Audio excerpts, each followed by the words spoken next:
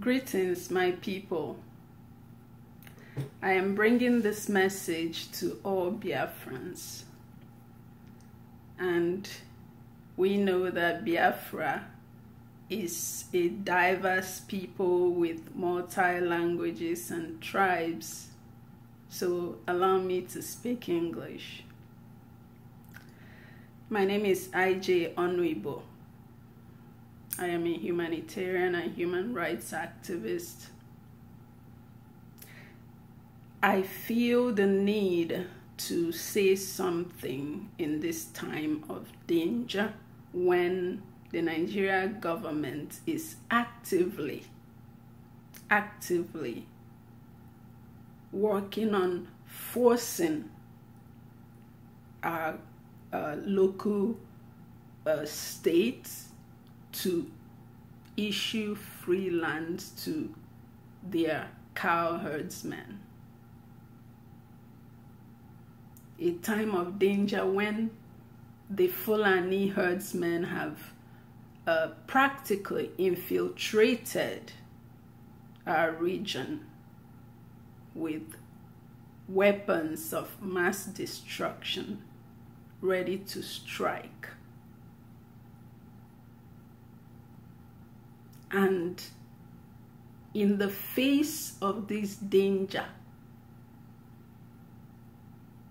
what I see our people doing is not what it's supposed to be. Instead of unified and coordinated actions, I see people running helter-skelter like chickens without heads.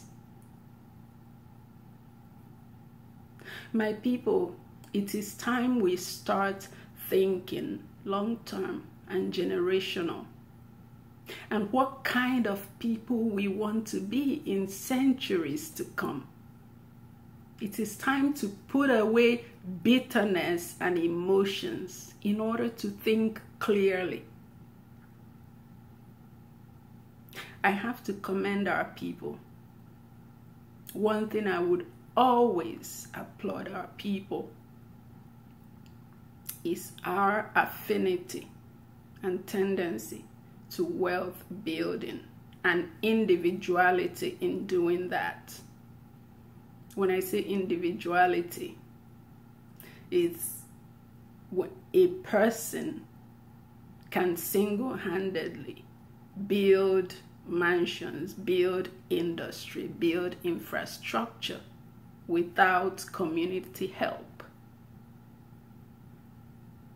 However, our individuality kills us in times when we need to be unified in a collective campaign, such as we desperately need to in the present time.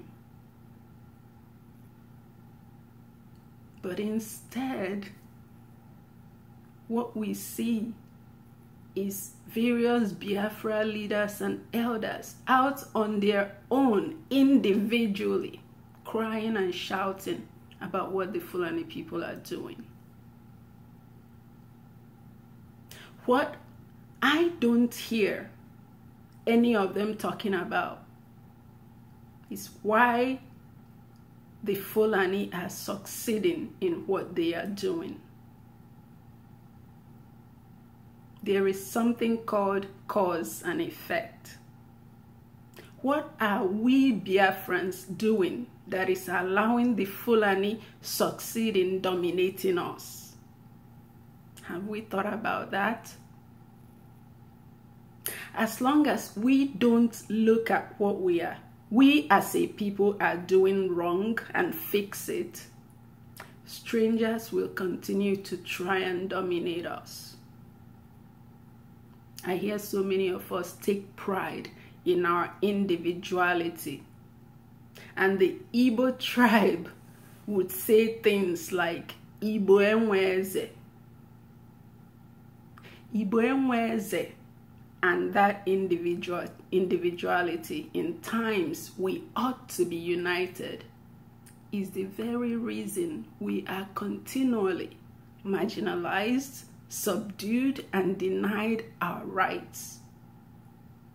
Plus the fact that our traditions are oppressive to women. Calm down and listen.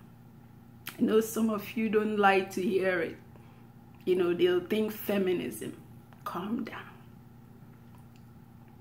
You might say that other tribes have worse traditions oppressive to women.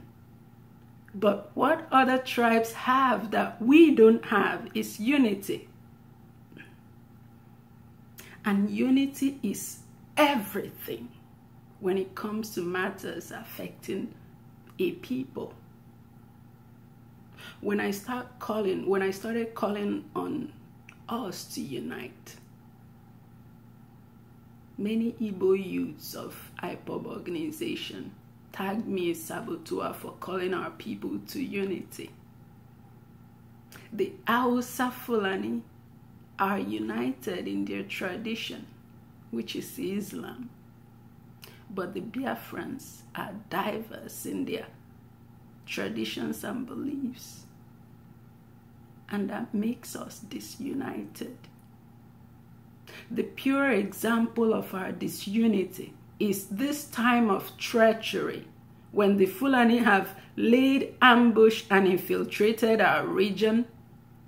And instead of unified voice, I am rather hearing various different voices of Biafran groups and individuals doing their own thing, calling people to join their groups, others asking for donations into unnamed bank accounts, others lamenting and complaining in videos, and it seems to have turned to absolute pandemonium. Well, I am not in any group, and I am not asking anyone to bow to me or give me money. I am simply an Igbo of Biafran descent, very concerned about the future of our people. All I am doing is calling Biafran leaders and people to begin talks and asking the right questions. Most importantly, what is it about us that makes us easy targets for strangers to marginalize us? What is it about us that makes us easy targets for strangers to invade and enslave? What are we doing that brings evil upon us? There must be something, because nothing happens in a vacuum. The children of Israel were enslaved by Egypt because they did something that kindled the anger of God, and he allowed them to be enslaved for 400 years before they got released. What is the evil among us that has taken away our common sense and separates us when we should be together? Let me point you to look at our tradition and the way we hate on each other, and the way our men relegate women to the background and look at women as objects instead of humans with the same mind and brains that a man has. Just imagine what we can accomplish if our men and tradition start giving women voices to showcase their God-given potentials.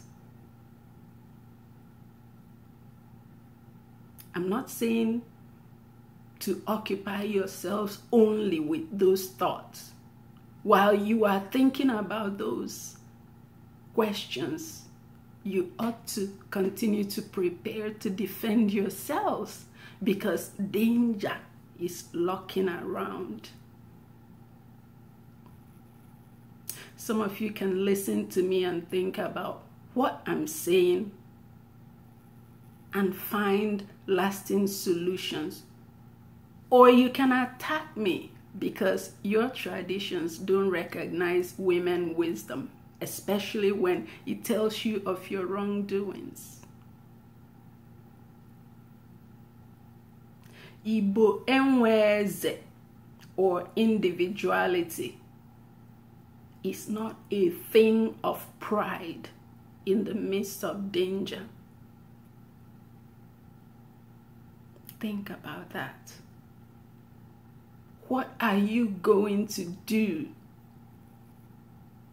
Who are the leaders of our people? Leaders of our people ought to be leveraging the current situation and aligning with the Western region to make concrete plans to demand that the shenanigans comes to a full stop.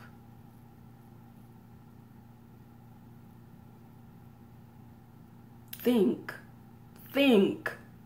We are in the 21st century. The first world countries respect and recognize the power of women, and that's why they are first world. And so many of us in the third world countries want to come to these first world countries. You can replicate it, what the first world has in the African nations, in Nigeria, by beginning to look at women as human beings with potentials, with secrets that can set you free. Are you thinking yet? Start thinking. That's all I have for this message. You can follow me on Facebook, YouTube, and Instagram with the name IJ Onwebo. I do put out a lot of self-development things that help you grow. Thank you for listening to me. Have a good one.